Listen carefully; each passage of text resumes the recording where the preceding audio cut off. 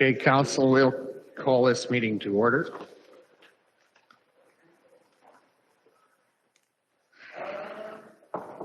At 11:12 a.m. Seeing that all of council is here, there are no excuses for being absent. Adoption of the minutes of the May 25th, 2023 meeting.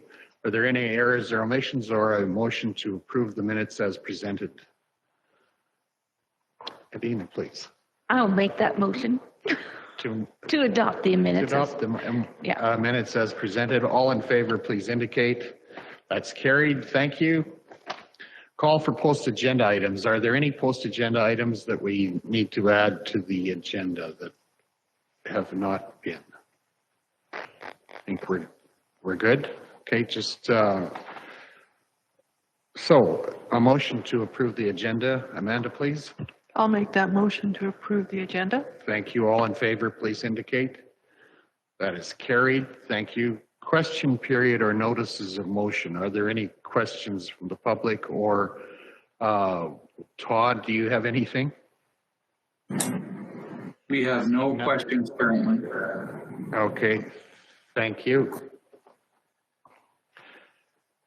We'll move on to in our agenda then to item number 7.1, Southern Alberta Land Trust Society Notice of Proposed Conservation Easement.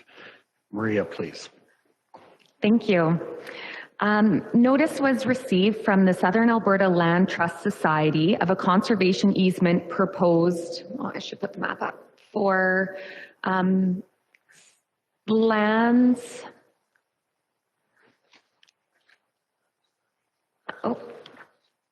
lands that are located within Division 6, east of the town of Bizano. All of the parcels are within the Agriculture General District of the Land Use Bylaw.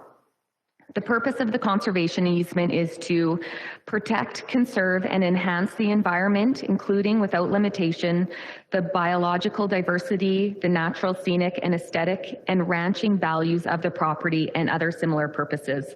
And that's directly from the SALT's information package.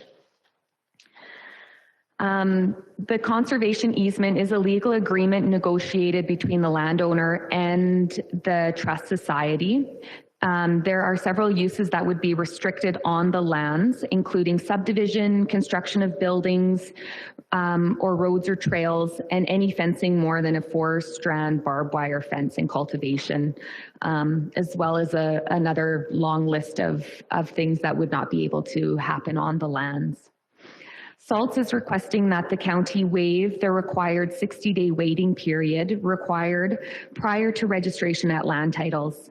The intention of the 60-day waiting period is to allow the county to indicate if there are development interests on the land, including existing approved developments or the potential need for future road construction. The reason for the request is to allow the conservation easement to begin protecting the lands as soon as possible. This was circulated to internal departments, and a file review was completed, and there are no identified development interests on the proposed area currently. The notice was circulated internally. Municipal Services has indicated that there is no immediate interest in regards to roads or sand or gravel extraction. SALT holds the right to register the easement on title without county consent, provided that 60 days has lapsed. Previous council direction include a similar conservation easement that was presented to council in February of 2022. It was moved that council acknowledge the receipt of the notice of proposed conservation easement from Ducks Unlimited, and council at that time agreed to waive the 60-day waiting period for the conservation easement prior to registration at land titles. There was discussion at that meeting that council would like to see any easements provided to administration. So then there was also a conservation easement that was presented to council in August of 2022, and it was moved that council accepts the future conservation easement registration proposed for specific locations as information, but did not waive the 60-day waiting period at that time. So it is recommended that council review the conservation easement, and if there are no development interests in the land, decide if there's no development interests, and then it is also recommended that the 60-day notification not be waived to allow time to consider the easement and the potential consequences. Thanks. Thank you, Maria. Are there questions? Neil, got a question? Yeah, I agree with not waiving it. It'll give them time to change their mind. I have the same concerns that we brought up last time with these easements. I have a couple of questions with regard to restricted uses. Are there, I notice or I expect there are multiple surface lease agreements on that property. I'd be curious how many, but also is further development in terms of surface lease activity for fossil fuel development a restricted use, or can that expand on that site? Do we know the answer to that? The minerals are still allowed to be explored. That would be the access, I guess, to the surface would be in discussion with the landowner and the conservation easement holder, but exploration is still permitted. And the continued use of oil and gas facilities. Right, as well as reclamation in due course, in terms of the existing facilities? That's an interesting question to me in terms of a go forward basis on these situations, because I'd be curious about ultimately these will all be reclaimed one day when they've reached their end of life and they are dealt with. So I guess, but you're saying with regard to new development, that's still a possibility.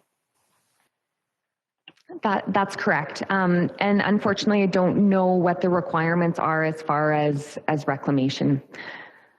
Right. I think that's a significant thing thinking about, I mean, it's peripheral in some respects, but not really in terms of how these move forward. I expect that reclamation is probably accepted, but and expected, but I don't know that. Okay. Dan, please. One thing I noticed is maybe it's just an error in the drawing, but it's outlined around the EID canal on the southwest section, borders it on the northeast section, but it encompasses the canal on the northwest section. Is that going to be an issue with EID, or is it just not bordered off on the drawing? Maria, please. There is no titled right-of-way on the, I guess, the canal or the drainage ditch in the south of 6. So that's why that's not in there. However, I don't recall what the right-of-way is like on that. So it's a good point. Holly, please. When we brought this up in Lethbridge, one of the councillors from a different area came to me and brought up some of the concerns they're seeing in their areas, of all these easements. One being they're not allowed. This says specifically only cut dead trees for personal firewood. Now I know we don't have a lot of trees on that land, likely, but they're seeing fire risks in different places because they're not allowed to cut trees out, and they're allowed to spray any weeds. Like if you found a big infestation of downy brome, the county could only spray a certain amount. They're not allowed to spray any more than that. So I'm just wondering if Jorgensen's realized that and we want to change that. So protection of everyone, we don't need fire risk, but that needs to be broader. And a question for Mark, I guess, the Newell Regional Water Line, or maybe it's a Jeff question. I know it's near Murray's place, but that doesn't affect our water line, does it? Okay. Thank you. One more inquiry that isn't specific to this application, but I think is a more general thing, and I've talked to Matt a little bit about it, but do we have an inventory of the county's of how many and where the conservation easements in the county are. If not, I think that would be an interesting overlay to understand as we go forward with some fairly significant acreages being set aside as conservation easements, and that isn't a comment for or against them. It's just so that we understand what the impact on our landscape is. Someone ready to make a motion? Kelly, go ahead, please. Well, it was just a comment. It's interesting that in the irrigation country that we're going to block off this land from production, right? It's disappointing in a way as well, because as we work towards beating the world, putting these easements on all dry lands, I'm sure the bulk of it is dry land right now, but it could be irrigated in the future or under a different owner. But and I don't know what is our legal obligation here if we don't agree with it. I mean, this is a landowner request, and just because it doesn't fit with my values, do I vote against it? You know what I'm saying? So tell me, what are our obligations here as a council? Go ahead, Maria, please. The easement can be placed on the land without council approval, as it's an agreement between the society and the landowner.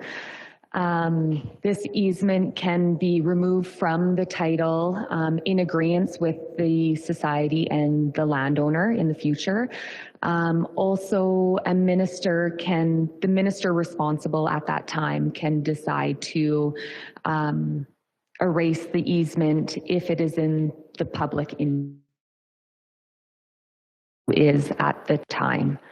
And I believe those are the only two ways.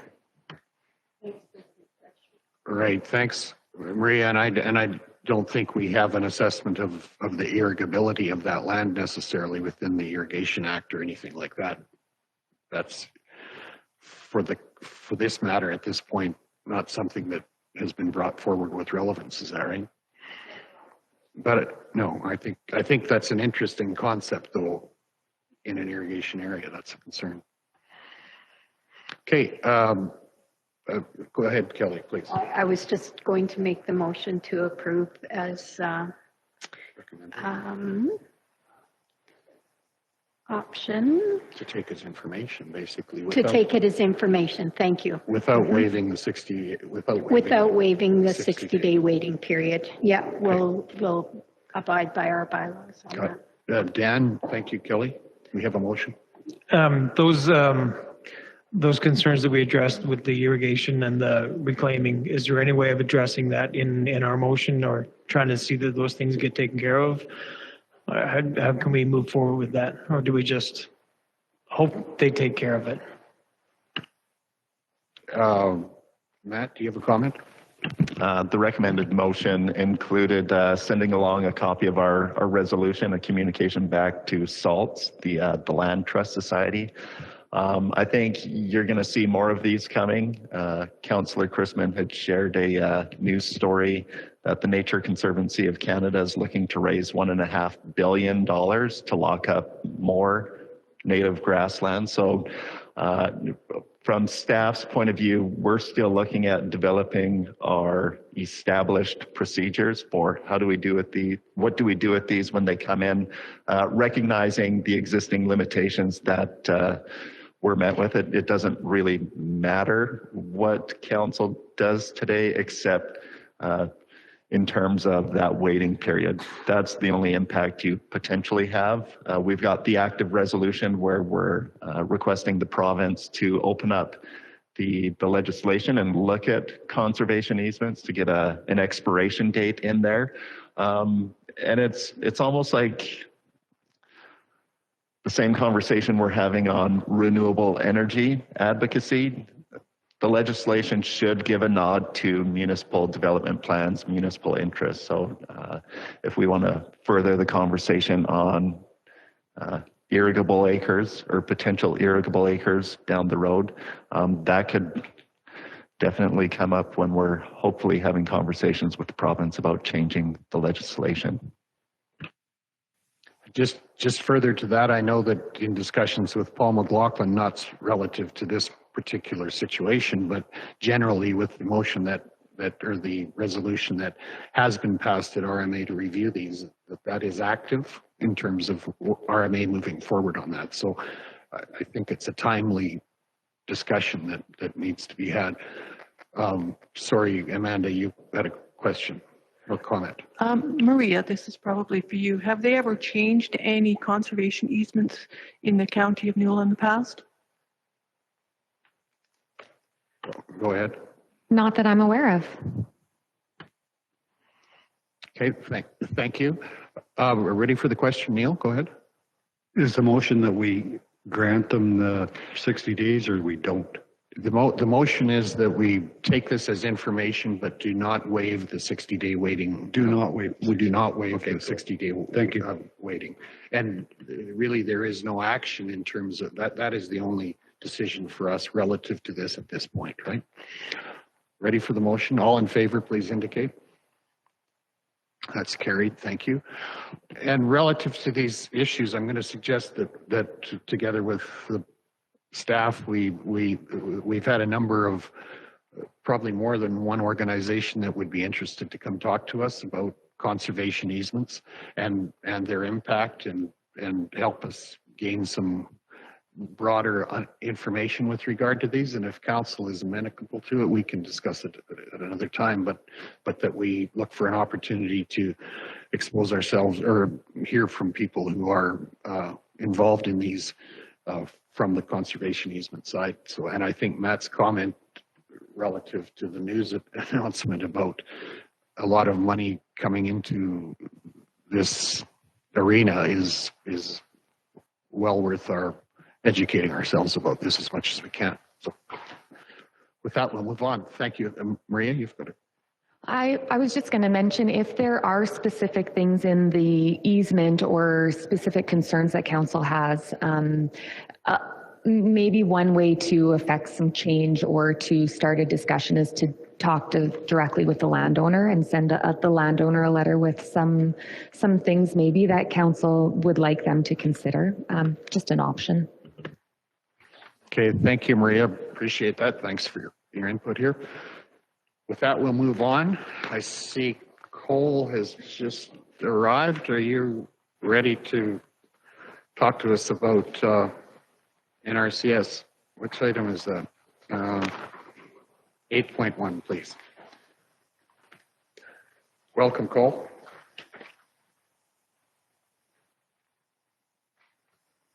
Thank you very much, Reeve and Council. It's been a while. Just to save time, again, there wasn't a whole lot to report last month, so I skipped that one. Hope everybody had a chance to read over my report that I submitted.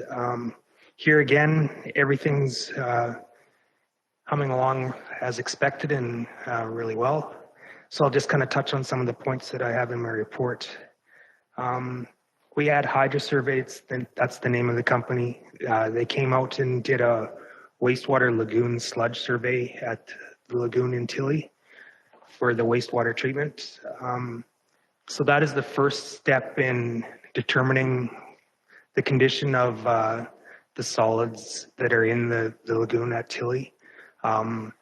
They work with Lambourne Environmental, so they'll do the assessment and study and do a 3D model of where the solids are deposited in that lagoon system.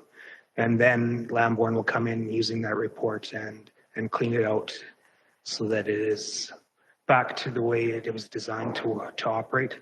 Because I don't know if you recall, in some of my earlier reports, we're having some issues when we go to discharge that lagoon where the effluent lines are being plugged off with solids. So we have to get a hydrovac and a jetter out there to clean it out so that we can complete the discharges. So it's time to get it done. So this is the first step. So They were out on site for about a day and a half, and we should be getting a detailed report in the coming weeks. And then it does include a 3D model of everything in there, and it's quite thorough, like I had mentioned before. And so we're looking forward to seeing that and seeing the condition of that.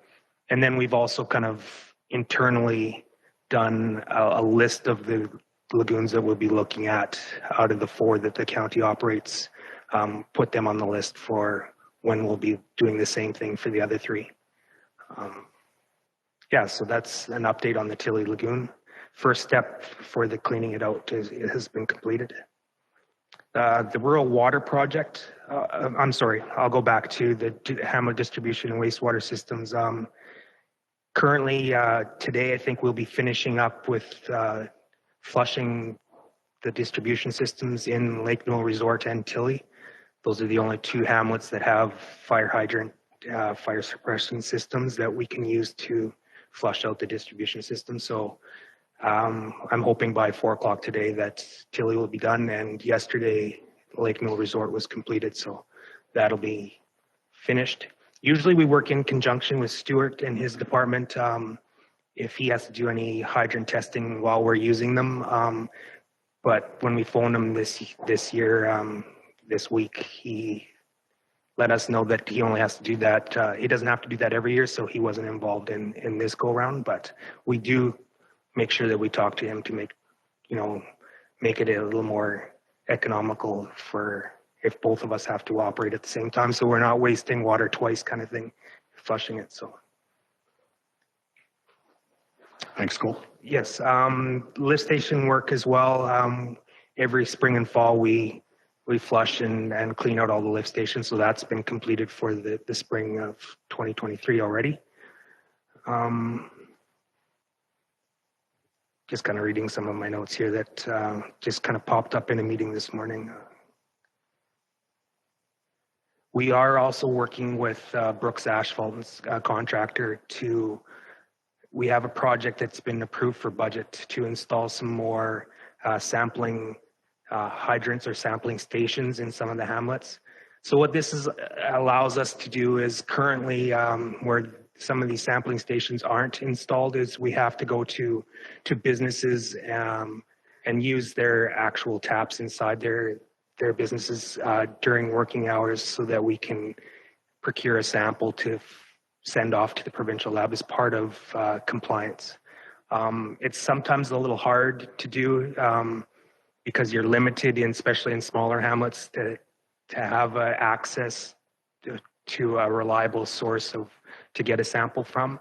And if there is ever a problem where we have to do some repairs and Alberta Environment requires us to take some sampling after hours, if there are none of these sampling stations available, then we have to knock on people's houses sometimes in the middle of the night kind of thing to get water samples. We've kind of tried to not do that, but the more of these sampling stations we can have installed in the hamlets, it makes it easier for us to do our compliance jobs that Alberta Environment wants us to do. So that being said, this has been put into the budget.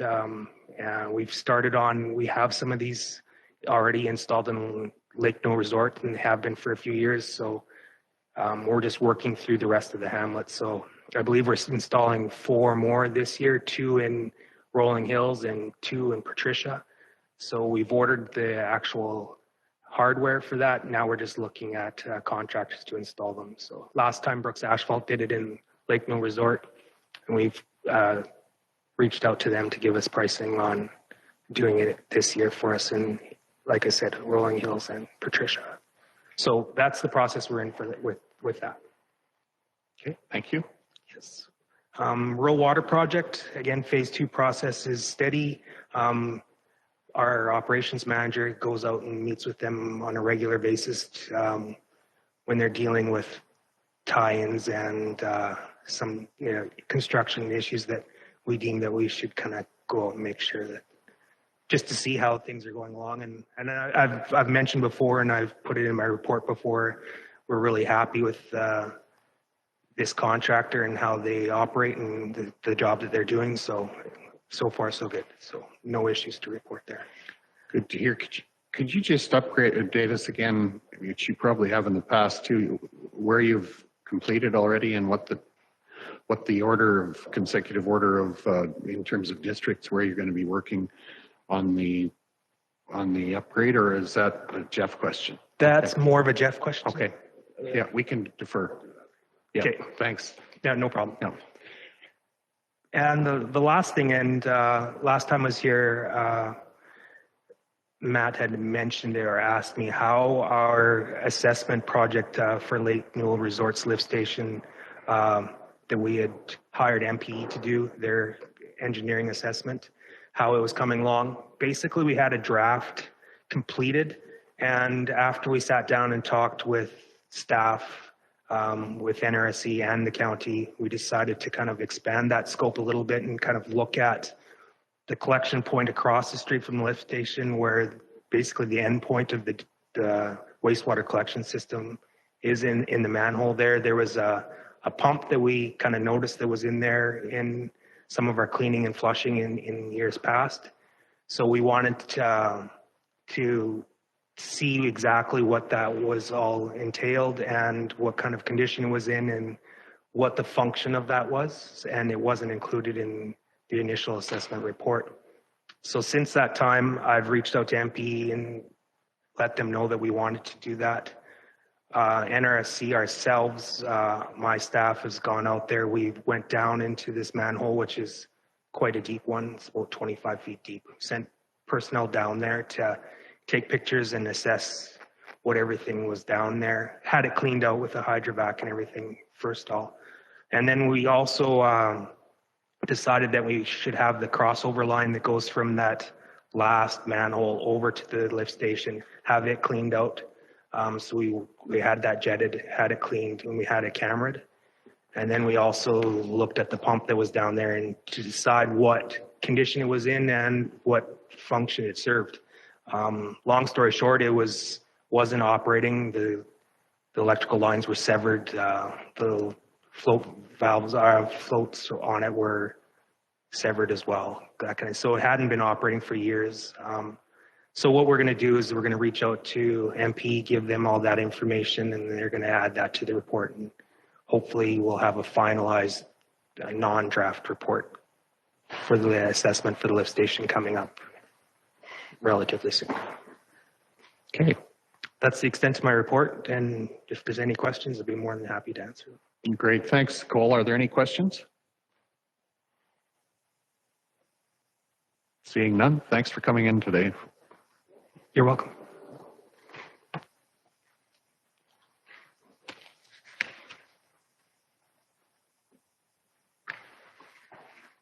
Let's move back to our agenda to item 7.2, Community Foundation. Oh, we'll move to 8.2. Rather, Mark's at the desk. This is okay. Okay, we'll be fast so long as you keep the questions to a few. Municipal enforcement update. Everything's business as usual there. If you read the newspaper, you would have noted that we've had a serious incident within the department. I'm not going to say a whole lot about that because the pictures speak a lot for what happened. It's under investigation with the RCMP. What I will share is that both our officer and the other driver are fine. They walked away from it pretty well unscathed. And I'll just say that speeding in our region appears to be a significant issue. And that was one of the causes as a result of this. A, for the traffic stop, as well as B, for the accident. So just so council's aware, that's something that's pretty significant. The other issue is that we just don't replace community peace officer vehicles overnight. Those are specially designed, manufactured vehicles. We're waiting on confirmation from the insurer if it's a total write-off and loss or whether we're going to try to piece it back together. We do have to get about another 5 years out of that unit before it's due for replacement. As the appraiser looked at it the other night, they were drawing very close to saying it's likely to be a write-off. So I can't anticipate what kind of replacement timeline that'll be for that, but we will be looking for an exemption from the Solicitor General's office to use an unmarked vehicle for bylaw enforcement purposes, because otherwise we cannot enforce as a community peace officer with the Traffic Safety Act and things like that. And that's what we did just 2.5 years ago when we had a very identical situation, except that was in a complete whiteout situation on the Trans-Canada. So just for council, if you had anything on that, I don't have anything else that I can actually share on that. Fleet services, keeping up with things of importance for council. The 2 of the 6 new graders are in service. We've also got 2 more that are getting put in as quickly as they can, and then we'll have our other 2 that will be making it into service as soon as they're upfitted. There are 2 units currently in Calgary waiting for auction at the Missioner Allen site, so we're hopeful of what the return of resale value is on that. Also working on the up gravel program and dust abatement program with ensuring fleet and equipment are ready for those as necessary. Operations wise, grader operators have completed 1,865 kilometers of grading gravel roads to date. They're really working into their 3rd full rotation of things. For council's information, if you want to know where we're at, we have had some delays in some of that due to the regular training of getting new graders on the road and our operators being trained. And then we've also had DK Blading in here doing road maintenance training of our grader operators. So there's been some delays in that due to those training situations, but that's where we are. The stockpile program was completed. Truck drivers are responding to soft spots. We're still contending with a number of frost boils out there. Yes, it is only the beginning of June. That's what I need you to understand. It is only the beginning of June. July is summer. We are not in summer mode, even though it's 30 degrees outside right now. Dust is prominent. Washboard is prominent. Soft spots are prominent. Grader operators can only work with how the road was built, the gravel that is on the roads, and that is there's nothing more that they can do with it. We don't control the weather to put moisture back on our roads to try to help things bind up, and we don't control frost boils either. We spread 1 inch to 1.5 inches gravel on top of frost boils and try to let that stuff work its way in. Grader operators will knock the high points off of those areas, but really we can't expect to put a 50,000-pound machine on a soft road in a frost boil and expect to get a better condition than what it was in without that 50,000-pound machine being on it. So just information, if you're hearing things from your ratepayers, please be mindful of that. What we need is time, continued dry weather, and let those soft spots heal. Putting large equipment on is not going to help. So in addition to that, ramping up for the dust abatement program that's summarized in the report here, 116 kilometers more or less between the 304 residential applications consisting of 64.4 kilometers, 32 non-res applications being 19.4 kilometers, and then the stuff that we identify through our operations coming out of gravel pits, intersection treatments, hamlet areas and stuff, another 33.4 kilometers. We always start in the middle of June. Typically, we're beyond our rain season or contending with the end of the rain season. At that time, we always start in the middle of June. We're getting a number of questions. Why didn't we start a month early? We have administrative provisions that we have to get through with the application period, get it into our GPS and GIS system, and get field staff ready. We need our seasonal staff here. So we are always planned to start in the middle of June, and the goal is to be wrapped up before the July long weekend. Now, it isn't always a July long weekend because July 1st moves. So try to be July 1st, but we need a solid 14 to 16 days to get that done. And that's how it is. So unless there's changes to that, then that's a service level change that I would ask council's consideration in the future. Street sweeping's taken place. Same kind of thing with the warm weather and stuff. People were asking, why aren't you here already? Why aren't you here? It's all in the work plan. It is all laid out from January 1st to 31st of December, subject to weather changes. We generally don't change our plan because the weather changes. We change the plan when the snow falls or when the rain falls, but we're in that same rotation year over year. Tender for shoulder poles closed on Tuesday, May 30th. One bid received, and those areas that will be tended to are Tilly and the Castles area, and subject to the successful tender getting the work started. Jeff can speak a little bit more to the contract on rural water project.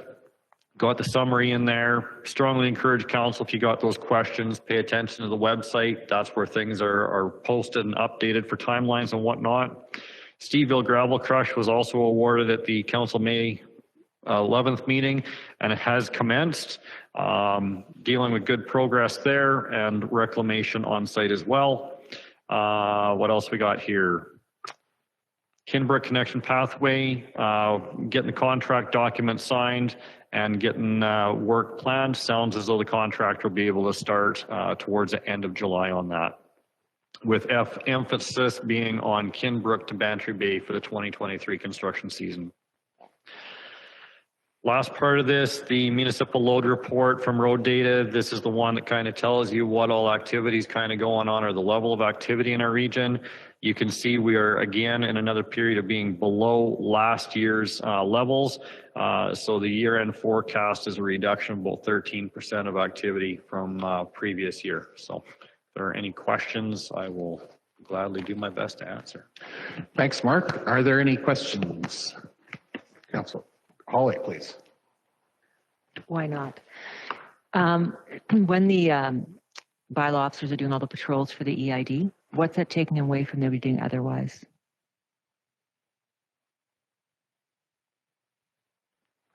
Are they doing more road, like speeding? Like, what would they be spending their time on if they weren't doing patrols for the EID? When we're not doing patrols for the EID, we're fulfilling contracts for the town of Bazzano, villages for Rosemary and Dutchess. We're also doing our own patrols of our own roads, which includes the responsibilities or authorities delegated by the province down to community peace officers that they enforce on 3-digit highways, our gravel roads and such. No, I wasn't suggesting they weren't doing enough. I'm wondering what we are, if they're doing it for the EID, what is the county not getting done? Like, I know they're busy. I just meant, are we going short anyway? I guess is the way I should phrase it that way. I think everybody can always say that we're short on stuff. I don't think we're missing anything really significant. What we just need to do is continue to be out there and be visible. Education, enforcement as required. We're not missing any component that I'm aware of. There's no significant statistics or concerns coming from the public that would dictate that we should be bringing more people on staff, in my opinion. Okay, thanks, Mark. Any other questions? Seeing none, thank you for that report. Someone have go ahead, Dan. A motion, we accept the report. Okay, a motion to accept the report. All in favor, please indicate. That's carried.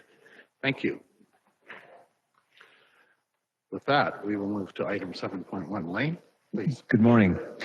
So the county has been approached this second time in 3 years by the Community Foundation of Southeastern Alberta to facilitate a grant that organization is wanting to make to a community organization in the town of Bazzano. The information is in the report. There is a precedent for us having done this previous. It really doesn't have much of an impact on us organizationally. Really all we do is we enter into an agreement, we receive the funds from the Community Foundation of Southeastern Alberta and then make those funds available to the recipient organization.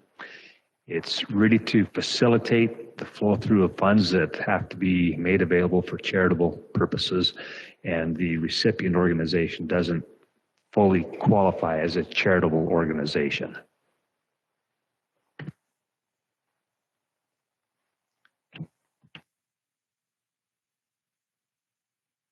So, sorry. No worries. Thanks, Lane. Thank you. My question is, and it's not about this organization, I think it's the same question I had last time.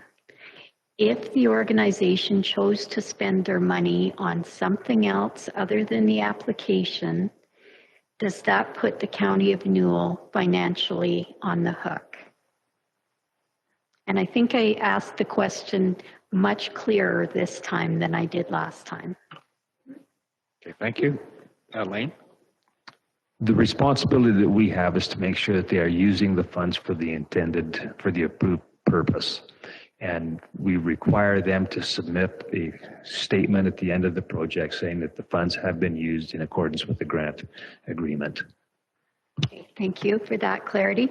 Then the next question is, I saw a quote in the package saying that this is a $238,000 project, and they applied for 10,000.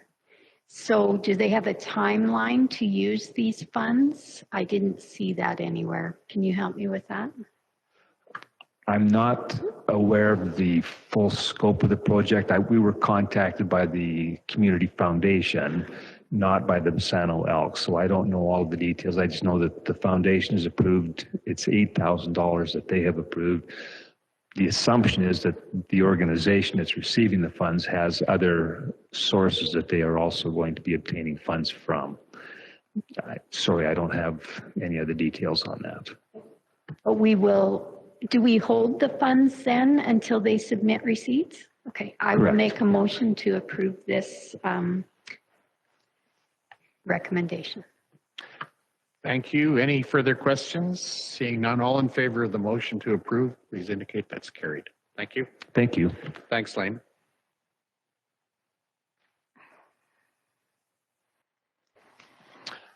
Item number 7.3, reschedule budget and committee of the whole meetings. Matt, can you take us through the consideration there? So you might want to pop open your July calendar and then hop over to November just to make sure we're getting dates that actually work for everybody here. July was going to end up being actually quite busy with 3 or 4 back-to-back meetings, and committee of the whole, we're not expecting to have much on that agenda. So far, we've got recreation facility policy and a rec conversation we'll be having there, as well as reviewing the county's property inventory with council. We've had that on the list of things to do. So we're thinking we can get committee of the whole done in an hour or 2. And budget planning, the purpose of the budget planning meeting is really to talk about service level changes and put items on staff's agenda to go and collect information and bring back for interim budget review. We don't have currently a lot of service level changes that you're going to be that you'll see coming from administration. We haven't put the call out to council yet for budget planning agenda items. Maybe there's lots of service level changes you'd like to see, but we are thinking at any rate it would be a good idea to combine those meetings on the same date. So you have the recommendation in front of you, and then as we were looking at dates, we looked ahead to November when we were going to have our interim review, and we'll be in Edmonton at RMA that date. So we've proposed the 15th, which is the Wednesday. Okay, thank you. Any comments or discussion around that, or a motion? Which we need a motion, right, for that, yeah. Greg, please. I have a question. When is RMA? What is the dates for RMA? RMA is November 6th to 9th. Which then leads back to after that council meeting then too, while we're at it. Move or cancel. We'll deal with that one in a separate request for decision.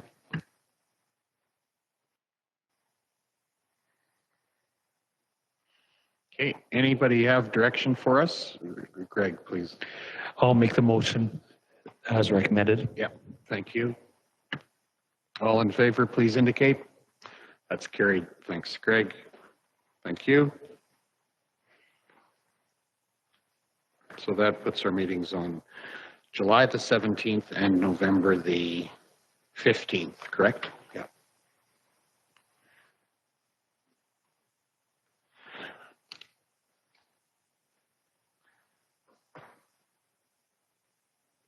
Okay, moving on to item number 7.4, 8.4, Councillor payment sheets and adjustments. Any comments from the committee that has reviewed those, or do we just need a motion to approve? To accept the councillor payment sheets, Kelly, please. Just a comment. Where is mine? I think there was an adjustment that I left the meeting a half hour early for the one with our guest in the bar room. And so it was a half hour cutoff. So if you, Dan, I know you're right on that stuff. So, but I did leave the meeting early that morning. What was our guest's name? Ron Wallace. Thank you. I wanted to say Dan Wallace, and I knew it wasn't Dan Wallace. Right. Ron Wallace.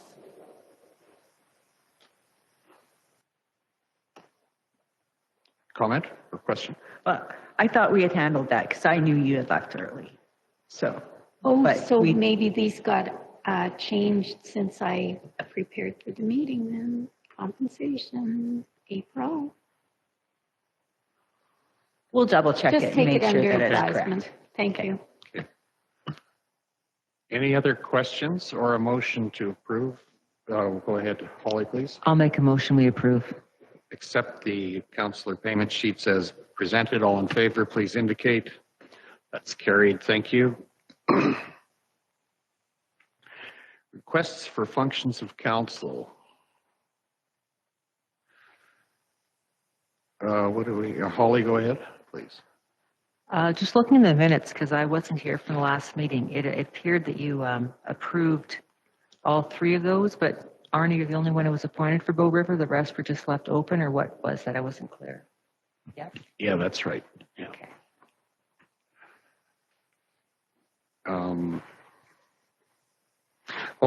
Matt, you and I attended a meeting or a presentation in Carroll's side on Monday. I'm just going to ask that be a function of council. I attended. It was the unveiling of the dinosaur at Carroll's side that we have helped to, that we contributed funds to. I think it was worth being there. They appreciated it, both our contribution and also being there to represent. Matt will circulate some pictures, I think. Yeah. So when you go up Highway 570, stop at the Carrollside Dam, there is a big, about a 30, what is it? Mosasaur. Right, Mosasaur, right? I can't say that well looking at it on paper, but that's what it is. And it has the County of Newell insignia at the base of it, so it's good. Right. So do we need a motion on that? Okay. Function of council. Okay. All in favor? That's carried. That was moved by Kelly, please. Thanks. Okay. Any other functions of council? Lynette, please. Well, there was just a couple of things that I noticed that are coming up. There's a special lien webinar put on by RMA, which will have to do with collecting taxes from oil and gas companies. That's what the whole special lien part is. So I'm wondering if somebody wants to, or if it would be a good idea for somebody to know how that's going to work or not. What's the date of that again?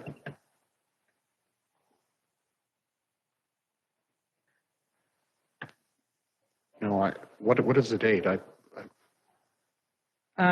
13th and 15th is what I wrote down. So they must be having two different ones. And there it's webinar, right? Or is it for elected officials? Yeah, elected officials may have also received the invite. We will have members of administration attending as well to get their heads wrapped around that. Are you comfortable to cover that on our behalf if no one else is part of it? Okay. On the other hand, if someone is interested or able to attend online, I mean, it's good. Are you asking about that for yourself? No, just an issue. Okay. Yeah, thanks. Go ahead.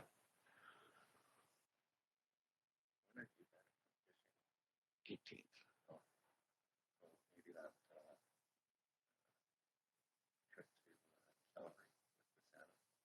Was that not canceled? Yeah, so there is a impromptu meeting that's getting scheduled here and this is with respect to the Bassano project, seniors continuing care.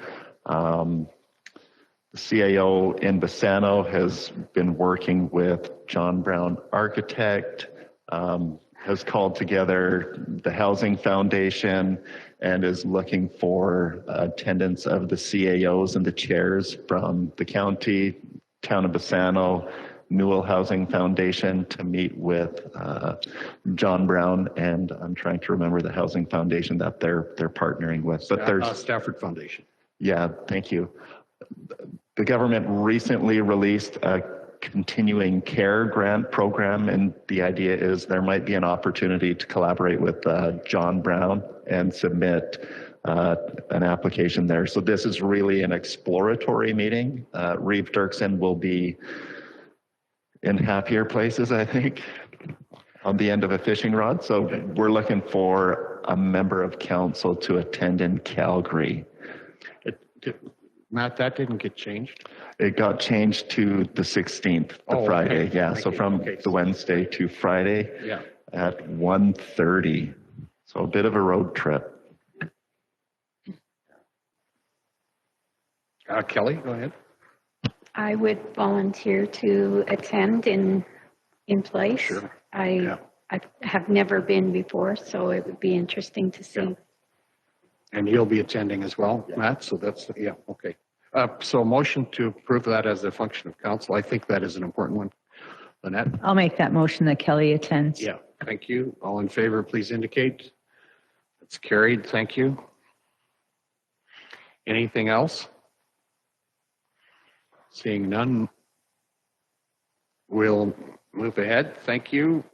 Moving to Bow River Basin Council Quarterly Forum and AGM on June the 14th. Also, as the representative, I would be attending that, but I've talked to Neil. You're quite familiar with irrigation issues, and but I think we can deal with that separate. That's not actually a function of council because we have an appointment. I just suggest that if it works for you to attend. Yeah, I just read the agenda there. The two big ones are water distribution and changes and drought response in South Saskatchewan. And as always, I keep preaching, we got to watch that water license. So it's important we do this, I think. Okay, so you'll try to attend that. Yeah, that's perfect. Okay.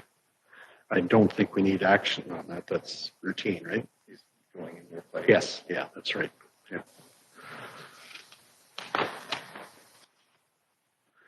That moves us to item number 9, post-agenda items. Approval of a new fire engine for the Rosemary Fire Department.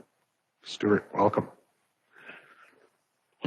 Through the chair to Reeve and Council, thank you very much for meeting with me on short notice here. I'd like to bring to you this morning approval for a new fire engine for the Rosemary Fire Department. Through our NFPA 1911 care, maintenance, and retirement of units, fire trucks should be retired at the end of 20 years. The Rosemary Fire Department currently has a fire truck that's a 2003 vehicle that is due for replacement. I met with council last year, and we were approved for our 2023 budget that the fire services be able to seek out prices for this new fire truck. This asset will replace the existing unit, which is owned by the Village of Rosemary, and will be the first county-owned engine in Rosemary. I have secured the apparatus through Canoe and the RMA procurement site for the fire services. From my research last year that I reported to you, I told you that it's anticipated that fire apparatus just to get chassis is about a 2-year wait to get fire trucks, and my costs were somewhere between 35 to 45% higher than what the original year was when we purchased the Scandia fire engine. I'd anticipated and hoped that $600,000 would have purchased a new fire truck for the fire department. And through doing my research this spring, nothing has really changed that way. The costs have not come down. The wait time for chassis is quite a bit of time. So this year, instead of doing a tender process and having to come back and grade it and stuff like that, I decided to try and use the RMA canoe procurement site to see if that would be a little bit seamless and easier. And I can report back to you that it is a very much easier process to go through that. RMA or Canoe has 7 different vendors that sell fire trucks on their site. I'm able to go through each one of those vendors, look at the different fire trucks that they have available and what their minimum standard is. And at the end of the day, I found one through Rocky Mountain Phoenix that actually it doesn't just meet our minimum standard for the fire department, it actually exceeds it a little bit here. So if I can give you a little bit of history, the Rosemary fire engine currently is a 4,000 liter a minute regular pump. That's just a single stage pump that pumps water out onto the ground. It has a 1,000-gallon water tank. This new fire engine that I found through Rocky Mount Phoenix is 5,000 liters a minute, which is the minimum standard that we want within the County of Newell, so that we can use these rural fire trucks in the municipalities, because that is the standard that needs to happen within our 3 surrounding municipalities in the County of Newell. So it meets the standard of 5,000 liters a minute, but it actually is a 2-stage fire pump. So it has a high pressure side, and that's for the ground sweeps, the front end monitor, and for the hoses on the back. And it's mostly for our foam application. To make foam, you need to have air, you need to have high pressure to make a good base for that. Currently, one fire truck in the County of Newell is GEM that has this system on it, and it works fantastic because it creates that base and smothers whatever's burning as it goes. The other part of this new fire engine is it's actually 1,500 gallons of water. So it's actually 500 gallons more than what Rosemary currently has. And actually, it's a good amount of water for a rural fire truck, where we're always trying to find out or find a water source to keep going. So this will last a little bit longer until we get more water to the scene. So with that 1,500 gallons, at the end of the day, when I researched this truck is actually a demo truck that's being built currently that Rocky Mountain Phoenix is willing to sell to us, and their chassis is due to be delivered there next week. Or in the next coming weeks here. So this truck we can actually get within 12 months because they're just starting the build on it. The one side to it is a demo model, so they will demonstrate it and show it around a little bit just before it receives to the County of Newell. Not too sure if it would end up at our Alberta Fire Chiefs Conference that I just attended next year, but it would be kind of neat if we had a County of Newell apparatus sitting at that Fire Chiefs Conference for all the fire chiefs to see. So the County of Newell is requesting, because we can get this truck within 12 months, not 24 months, it meets the requirements, but it's slightly over the cost of what I had originally proposed. And I know I say slightly, and it's $55,000. That is a lot of money to me as well. But when we're looking at the costs of the other 6 that I was looking at, this price is a really, really good price for this fire engine. So with that, I asked the council approve one 5,000 liter minute pump, 1,500 gallon fire engine apparatus for the Rosemary Fire Department from Rocky Mountain Phoenix for a total of $655,660 plus GST. And of course, that'll be coming out of our Function 23 Capital Project Apparatus Replacement Fund. I'd be happy to take any questions at this time. Thank you, Stuart. Are there questions? Matt, please. Stuart, being that it's a demo, do we get a demo price? I think we are getting a demo price. When I was doing my research over the last few weeks here and looking at the other apparatus that are on this site, we're actually a little closer to the 700 range, and this being 655, we're actually following well below what's there already. So because it's procured through RMA, we are getting, I think, a very excellent price already. Matt, please. Thanks, Stuart. Well, I love the idea that it's a demo unit, and I'm just curious if we can send them our decals to get on the truck before it's demoed everywhere. Absolutely, that is the way it works. They will decal the truck for us. It will actually show Rosemary Fire Department on it as it goes around to all the different fire departments as they show that truck off. Rosemary. Do they tell you specifically how much they're going to demo it? If it's our truck and they're taking it around, how much use will they be using it for? Secondly, if the price of fire trucks is all up, are we going to get more at auction for the one we're selling? We're going to recoup some money there. It just seems every time we hear the word fire, I should just put a money sign, a couple of money signs beside it, because everything you come in here, it's always more, more, more. So I get nervous. Thank you very much, and very good questions. I'm not 100% sure what that looks like from the demo side of things. Typically, the way it works is when they demo the truck off, the truck comes from South Dakota to Red Deer, where Rocky Mount Phoenix is. They Canadianize the truck because, of course, it's in miles, not kilometers, and a few other things. So they get that process done.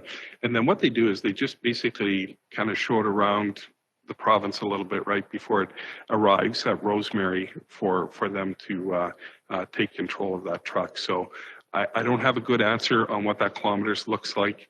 And I guess I don't know if it goes into Saskatchewan or BC or anything like that, but I can certainly inquire about that and get back to you on an answer on what that might look like. Your second question, sorry, was? Are we going to get more at auction for the old one? It's always a good question. The fire truck that's currently there has close to 20,000 kilometers on it. For a diesel engine that's not even broken yet. It's a very sound, good truck, and I would like to think we will get a good dollar value for it. I'm just not certain how much that dollar value would be. So typically when we try and sell them at the end, of course, people that are bidding try to get it for the best price they can. I can tell you that through my sales, which I typically use Gov Deals for, the Bizano truck came back with great dividends. We sold that truck for, it was just a one-ton truck that we sold close to $40,000, I think it was. Rosemary's old ambulance that a hiker bought, he bought that thing close for $15,000 or $20,000. So the dividends have come back pretty good, I think, for the units that we've sold. The one that I was a little disappointed with was Jem's rescue truck. When we sold that, I was hoping to get a little more dollar value for it. But at the end of the day, you know, the $10,000 we got for it going to a neighboring county, I think it was worth it. So. Okay, thank you, Stuart. Kelly? Stuart, the discussion or the plan, overall plan was to move our trucks around to from busier departments into smaller departments. Is that still part of the plan? Is that happening? Because we seem to be buying a lot of fire trucks lately, I'm just saying. Yeah, we have a lot of fire trucks that are end of life. I had a meeting with our fire chiefs because there was a lot of discussion about possibly Rosemary not getting the fire engine and it going to a little bit busier department. I did some research. I checked out engine hours to kilometers and all that kind of stuff. And the percentage from our lowest fire halls, which are like Gem and Scandia, to our Bizano or Tilly, there wasn't a lot of difference. So at the end of the day, fire department, fire chiefs are very, very particular about their units and really try to hold on to them the best that they possibly can. And I think if moving them around creates that much animosity, I don't think it's worth, I don't think it's a hill that we want to die on. We want to keep our volunteers as happy as possible in the community they're in so we can retain them. So in the end, my decision would be to not move the units around and let the fire department personnel get excited about a new apparatus coming into their fire hall and just rejuvenate them a little bit when that happens. So that's kind of where we went after we had that meeting. Okay, thanks, Stuart. So Kelly? that's a change in policy then. My other question is, you mentioned the logo is going to be the Village of Rosemary. It's not going to be the County of Newell? A while back, we had a conversation about that, right? On the door, we had the emblem of the fire departments, and there was discussion about putting a County of Newell emblem on the door instead of the fire departments. The fire departments wanted to keep their autonomy to what the fire departments were. So my compromise to that was we put the County of Newell collage on the box right in behind the truck so that we're demonstrating or showing that it's a County of Newell apparatus. And on our County of Newell trucks, like it is in GEM and Dutchess now, it says County of Newell right across it. So I think we put a lot of emphasis on that they are County of Newell apparatus, and we keep our fire chiefs happy and our fire department personnel happy by keeping their autonomy by having their decal on the door. And I think that's we had this discussion a few years back, and I think that was a reasonable expectation or a reasonable compromise to it. Okay, Holly, please. I don't know much about fire trucks, so this may not be the smartest question in the world, but at 20,000 kilometers, that's not used much. I know, like when we're talking about turning over things like graders and trucks that are used a lot, should be lengthening the amount of time that we're keeping fire engines? Are we using them enough before we sell them if they're still in pretty new shape? That gets down to that NFPA 1911 standard, right? The retirement that they show for an NFPA truck is 20 years. And it doesn't matter if it's the small volunteer department or the full-time, use it every day type thing. And it's just because of age on the pump and things like that. Now, there are allowances to extend it out one time for 5 years, but it's very costly because you have to do a secondary pump test on it and a different road test and things like that to get that warranty to extend out farther. So this was before my time, but it was decided by council that we would just switch and change them out after 20 years and just not have that worry that we might have a failure after the 20-year mark.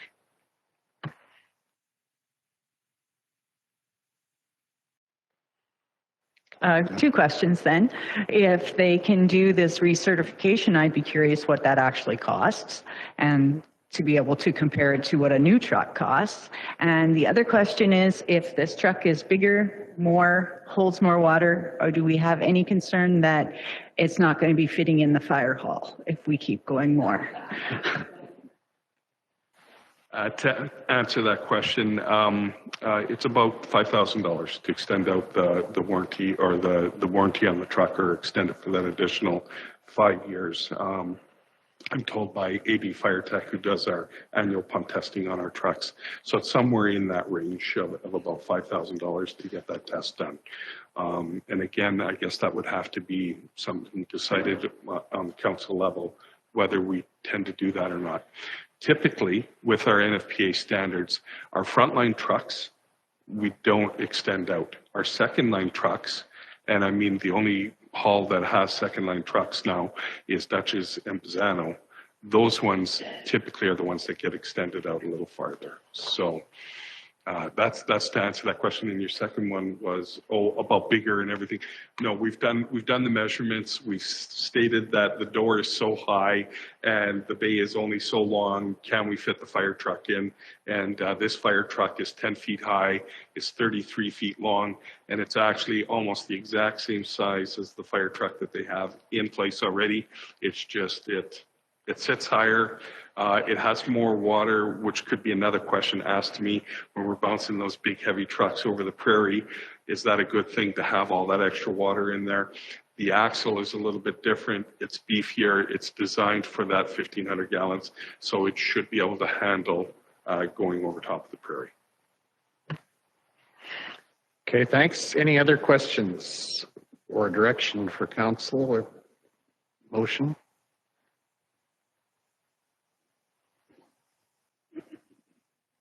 Ollie, please.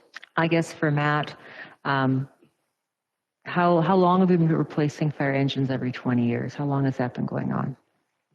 Well, Lane will have to help me on the history of that, but I know between Lane and Keith Martin, it's been a real process having the individual fire associations dissolve, roll their apparatus in. This is the first unit coming from Rosemary, getting rolled into the second, getting rolled in. So the 20-year standard would have been, what, 10 years ago, Lane? Yeah, it goes back to when we started taking responsibility for all of the rural fire associations and entering into the agreements with the urban communities. So yes, it is that 10-year window.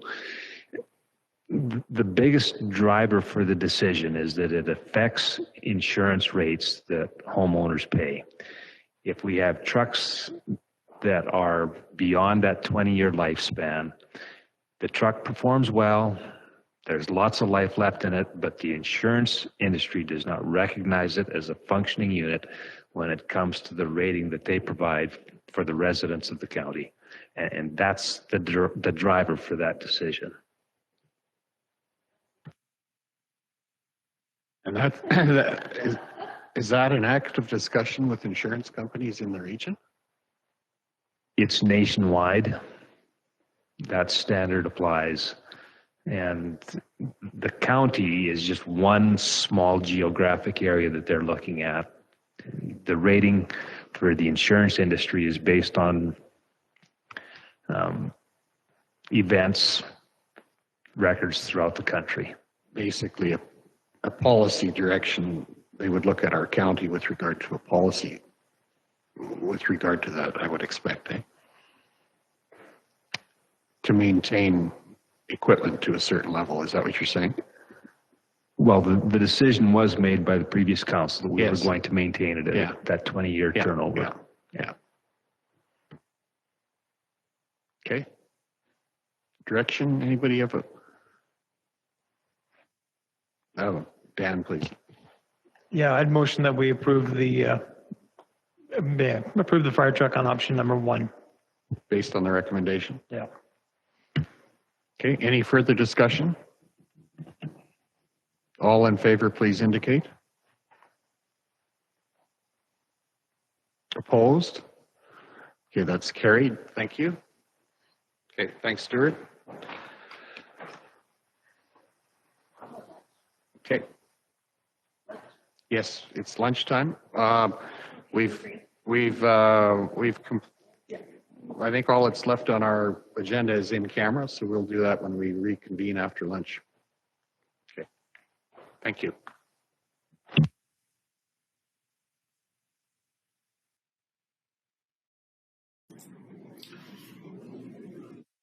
Pardon my intrusion, but if it would be